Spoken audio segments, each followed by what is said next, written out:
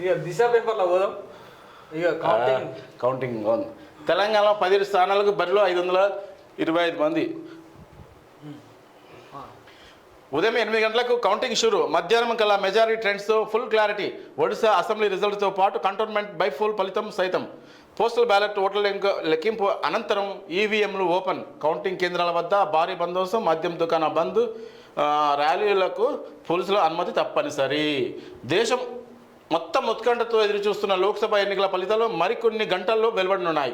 కేంద్రంలో BJP సారథ్యంలోని NDA కూటమి నెగ్గుతుందా, Congress సారథ్యంలోని India కూటమి గెలుస్తుందా అనేది తేలనుంది. ఎగ్జిట్ పోల్స్ ఫలితాలలో టెన్షన్ పడుతున్న క్యాండిడేట్స్ వాస్తవ ఫలితాలపై ఫోకస్ పెట్టారు.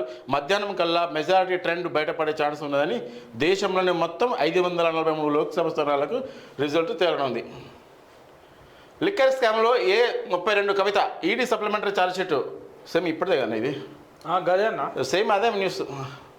ఆర్డీఓ ఆఫీసులో డ్రైవింగ్ లైసెన్స్ పాత విధానమే కంటిన్యూ. ప్రైవేట్ డ్రైవింగ్ లైసెన్స్ స్కూళ్లకు లైసెన్స్ బాధిత అని తొలుత ప్రచారం జరిగింది.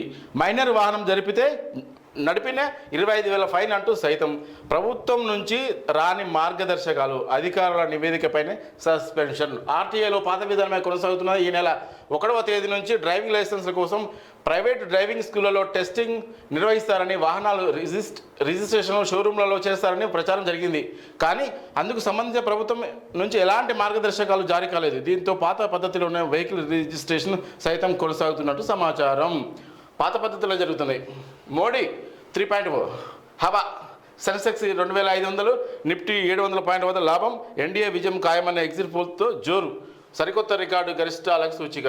2009లో ఎన్నికల తర్వాత అతిపెద్ద వన్డే ర్యాలీ. ఒక్క రోజులోనే 13.79 లక్షల కోట్లు పోగేసుకున్నారు. లాభం మోడీ హవానా?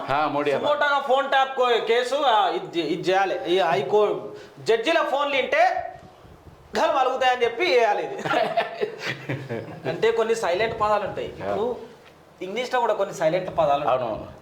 అవును. అక్కడ బ్రిడ్జి అనే దగ్గర జీ సైలెంట్ అయింది అనుకో, క్యాచ్ దగ్గర అట్లా వలుగుతాయి అన్నారు. మాలో ఓ, ఆ డిమేలో ఓ